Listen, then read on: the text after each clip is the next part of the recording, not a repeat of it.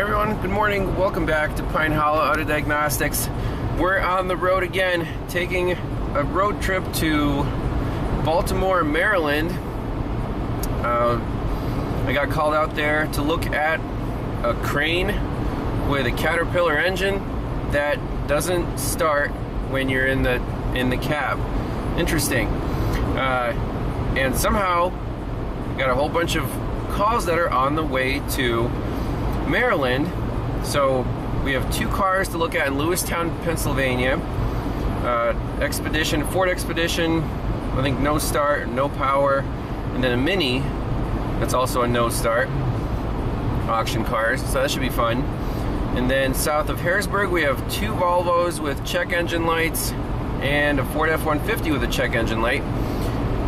And then across the border in Maryland, Chevy Trailblazer, no crank, no start. So that's what, 1, 2, 3, 4, 5, 6 cars before we even get to the crane. So we'll see if we can knock these out in one day. It's an 8-hour round trip. So we'll, if we get hung up on something, might have to get a hotel room, but we'll see how it goes. So see you on the first one.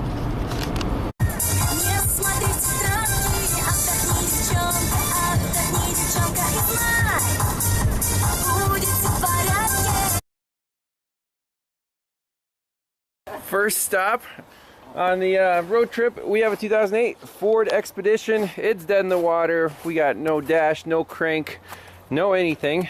Good battery though.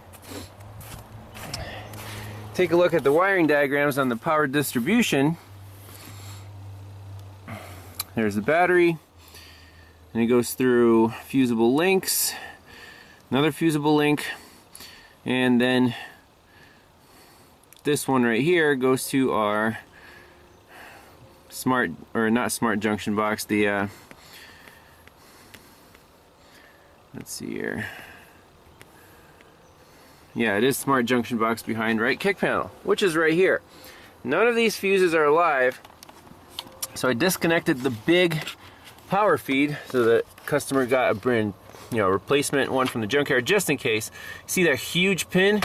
That's supposed to be hot. So if we take our test light, connect it to a ground, you want to make sure that ground is good. So I have a power feed coming from the battery. So if I touch that, just to make sure test light's good, and I touch the big fat pin on this main feed here,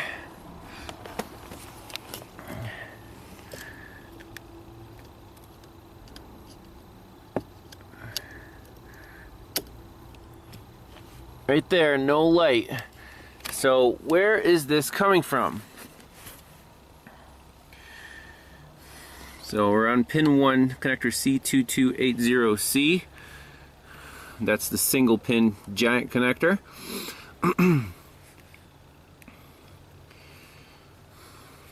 by the way, obviously it won't start because this red wire feeds the smart junction box, and fuse 2720 amp feeds the ignition switch. So we're going upstream, power distribution. Right here, we need to find this fusible link D, and it says S105 in engine control sensor harness near breakout to C140. So let's see where C140 is, try to locate this fusible link. Alright, so opened up the harness here and found the 4-gauge fat red cable. Let's see here, a little pain to access, but let's see, it's right there. So if I stab it with a test light, we have no power right here. So the problem is between here and the wire that goes down to here. It's got to be in the fusible link. So we actually need to tear this apart, locate the link, and either replace it or put in a thicker gauge wire or something. And then this truck, I assume, at least will come to life. Alright, so we proved that our fusible link is for some reason open circuit. And what's a quick, easy bypass test that's safe? That way I won't have to spend my time here, you know, trying to go for the link and stuff. I just want to prove that that's the only issue, and then the owner can, you know, do what he has to do, replace the fusible link, and he'll be on his way. So what I'm going to do is run a jumper cable to this smart junction box to the main positive pin. You see, actually it clips in pretty nicely, and we're going to monitor the current going to our smart junction box. Now, if there's a short, obviously this will max out and we'll see smoke somewhere. I want to see if this truck can start and run. So keys out. Let's just hook up the red lead to our main power. Okay, look at the current. 4 amps. Okay, no big deal. We got the stereo doing its thing. Let's see if this starts and runs. Okay, we got dash. We're at about 10 amps. Okay. Does this thing have gas in it? It should. Let's try again.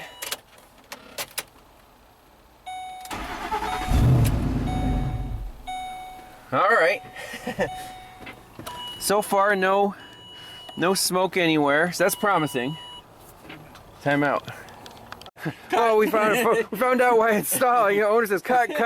Our intake tube is missing, so the mass airflow sensor is not reporting the right air. So we can pop that in and make sure it runs. Okay. All right. So our air pipe is reinstalled. I think this should fire up and run just fine.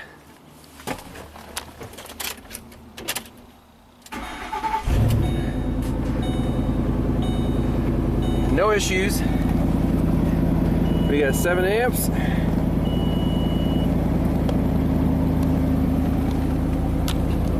I like it. So the owner will get this truck back on the road, replace that fusible link, and if there's any other issues, we'll make a return trip. Up next, Mini Cooper no start. Was it? Say the owner doesn't want to know. What year is this Mini? 2004. 2004 Mini. No crank, no start, but the battery was complete junk. So we put a decent battery in it.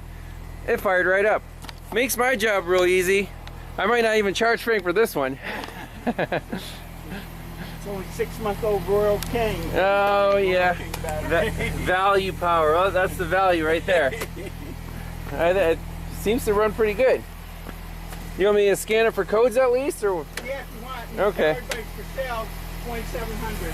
2,700 bucks, less than 100,000 miles. If you're interested, hey, it's a 6-speed manual. How about that? That might be a good deal.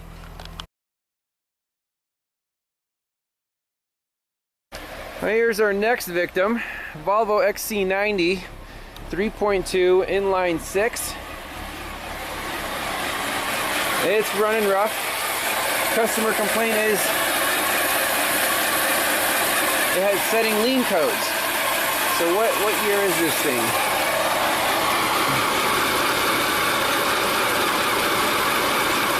(2010). Here's our mass airflow. Equivalence ratio 1.27. It's running lean for sure. And look how much fuel it's adding. 30% there. Oxygen sensors are lean. Short term is pegged out 35. There's a big problem. First thing you want to do is check for vacuum in the crankcase. I can't even take the cap off. It's getting sucked in. There's a lot of vacuum right now. I can't even lift my hand off.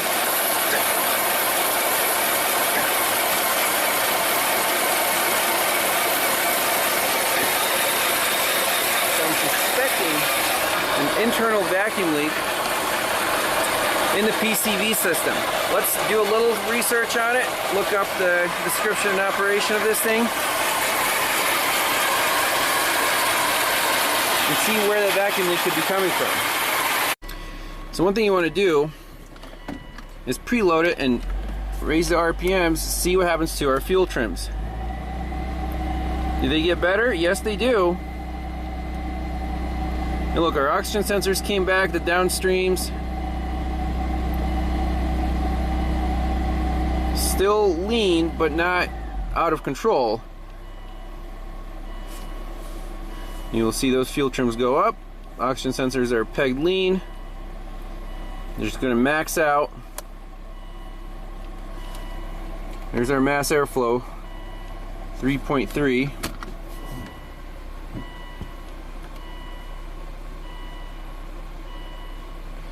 So it's just barely in control right now. The oxygen sensors went back up. Keep it idling. By the way, people are asking where this little snapshot icon comes from. Just pull up and you click that little, cut the screen like a screenshot.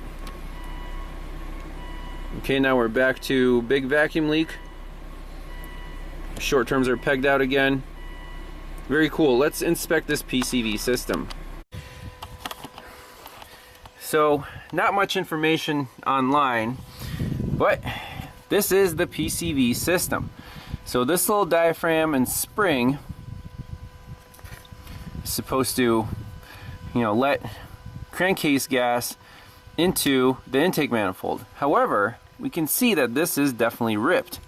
This diaphragm is torn, so the intake manifold is just sucking in air through, it might be external or internal, but let's run the car, plug this hole with our finger and see if it runs perfect. You want to start it up for me? So is the vacuum going to be on here or here? I think it's going to be the...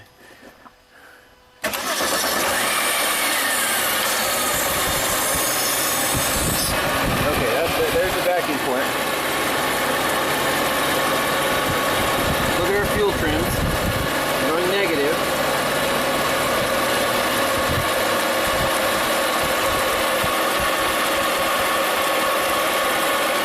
Okay, so this big channel, that's the crankcase vent, and then that's our port going to the intake manifold, looks like, even though it's not close to the intake manifold. I want to see what happens to these fuel trims if they stabilize. Oxygen sensors are coming online. You can even delete the codes because it might be so out of whack.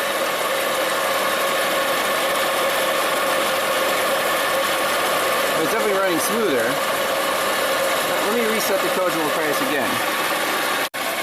So the code clear did not clear out the fuel trims. Very surprising. Maybe we might have to disconnect the battery and reboot the computer here and then restart the car. Battery's back here. Disconnected the negative. We'll leave it for a couple minutes, put it back on, and hopefully those fuel trims stabilize. Alright, so car key is back on, and let's look at the live data. I want to make sure these fuel trims are starting at 0. Long term and short term. Okay. Okay, now we're all at zeros. Okay, go ahead and start up. Our port's plugged in. Go ahead.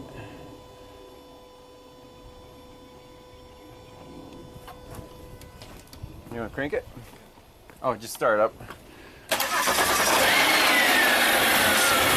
Okay, now we're at 0. Good. Vacuum port's plugged.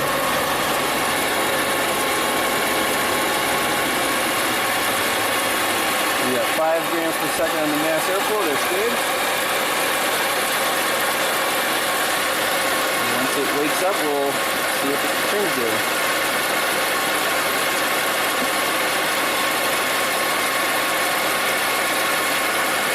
It's running pretty smoothly, which is good.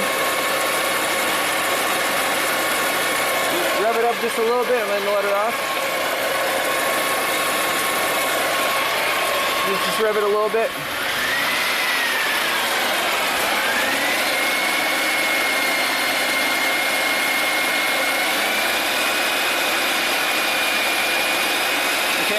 to idle. There we go, now we're waking up. About 10% on the short term.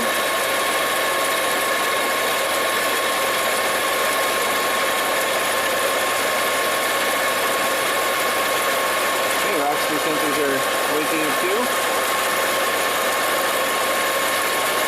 So we'll let it run for a few minutes, stabilize, make sure that's the only issue there. So at 2,000 RPM in park, our fuel trims are absolutely fine, a few percent. Back to idle, we're about 5% on the long term. Again, nothing to get excited about. So this car would be fixed with a new PCV valve diaphragm thingy right here, which I'm not sure if it's sold separately or not. You might have to buy the whole plastic assembly, but still easy to get to. It shouldn't be too expensive.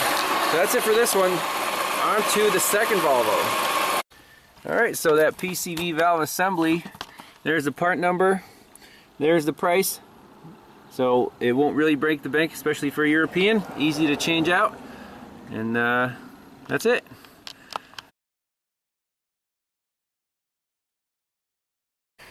So next up is a 2006 Volvo XC90 with the 5-cylinder 2.5 turbo. And this one's also has some fuel trim issues. The codes that it's setting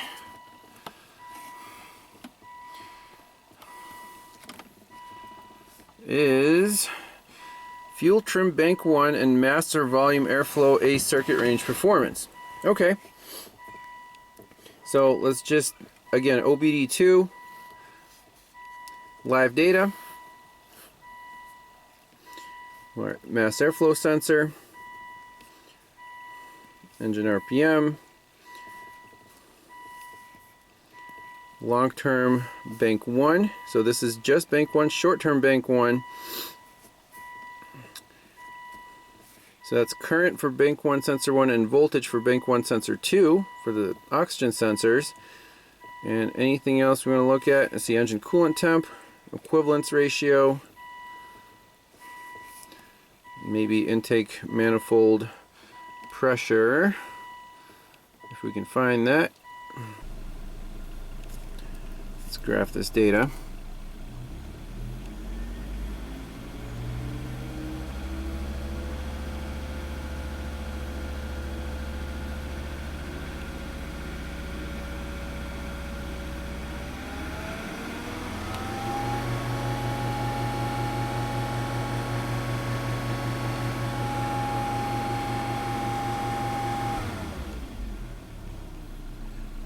Back down to an idle. So minus 17% long term, 3 grams per second. Runs pretty smooth.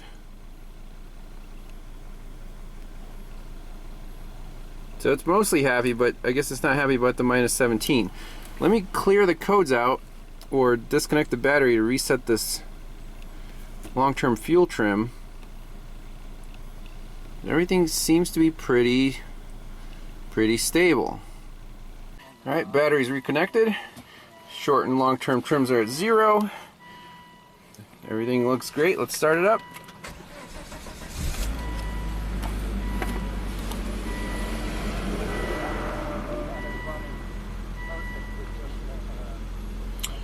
Warm it up a little bit and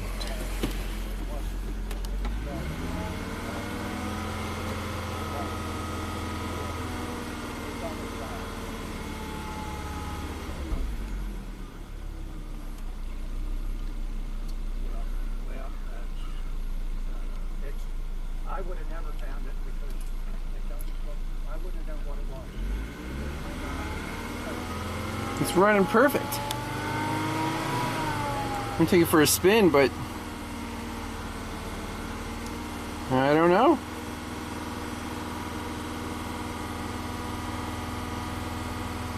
%. We'll let it idle.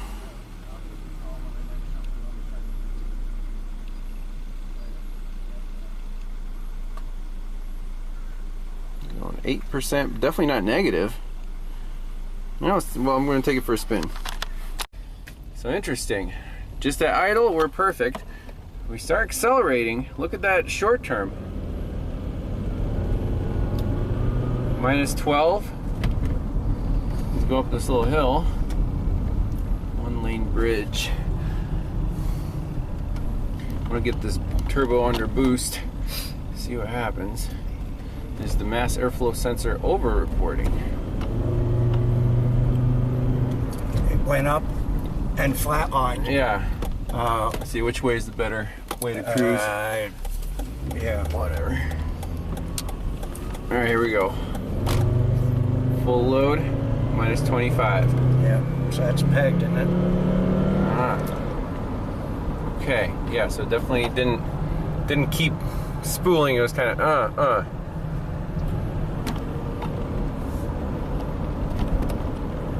Look at the downstream sensor. Is that pegged rich? Yes, it is.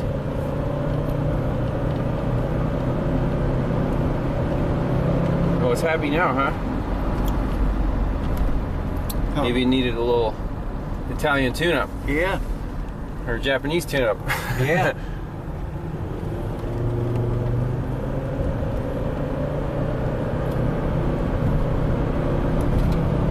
That seems to be doing pretty good. Wow. Alright, so we'll keep test driving it and see if any codes pop up, but it seems to be doing okay. So it's running better and better. We're at minus 7% on the long term, nothing crazy. So the short term, you know, it's up and down all over the place, but it is a turbo, so it has great pickup. It'll spool, it'll go up hills like nobody's business. So we'll bring it back and scan it for codes. I really don't think there's anything wrong with this car. So car's running great. I don't see any issues with it. I mean, we'll just let it sit here, do its thing, but let's just scan it for codes. See if anything's set, if anything's pending. No fault codes, nope. Let's see which monitors ran after the DTC clear. Ready, ready, ready. Catalyst is not ready. EVAP's not ready. O2 sensor's not ready. O2 sensor heater is not ready. Okay, so it still needs to do at least one more cold start and drive to run those. So now we'll go into Volvo OEM and scan that to see if there's anything more detailed. But at the moment, I don't see any obvious problems. So doing a full code scan here, it looks like these codes haven't been cleared in a long time. We're interested in, let's see, ECM, turbocharger control system signal too low. Now, would that set a code? Maybe, maybe not. But we were worried about the 170, which did not appear, but the monitors have not run yet. So what we're going to do for now is, let's go back, clear DTCs, just going to clear them all out, and then since the monitors are not complete, I'm going to tell the owner to drive it, and I'll probably be coming back through here in a day or so. By that time, hopefully, it'll have enough cold starts to run the monitors, and if anything comes up, we'll finish the diagnosis then. But as of now, this car is running fantastic.